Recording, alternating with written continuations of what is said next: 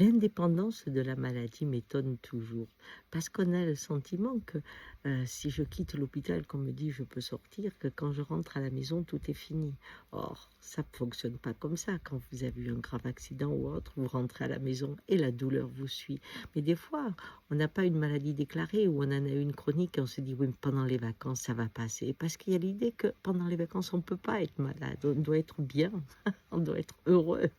Oui, mais elle vous suit, elle est indépendante de ce que vous faites. Vous pensez, oui, quand ma fille viendra me chercher là, à ce moment-là, ça va être bon, je vais aller beaucoup mieux. Ben non, elle n'y peut rien. Même sa présence, si elle est agréable, ne diminue pas la douleur. Voyez-vous, la douleur a cette indépendance et quel que soit le temps, quelle que soit la personne, quel que soit le lieu, elle vit sa vie à sa façon. Et accepter cela est difficile, surtout quand on rentre, quand on rencontre, ou quand c'est les vacances. C'est difficile de dire « Ah, putain, ça n'a pas changé, elle est toujours là ». Mais on est capable de l'accepter. Alors pour ceux à qui ça arrive, repensez à cette vidéo. On est fabriqué pour vivre ça. Et la douleur a son chemin, comme tout. Et elle partira quand elle l'aura fini. Allez, bonne journée.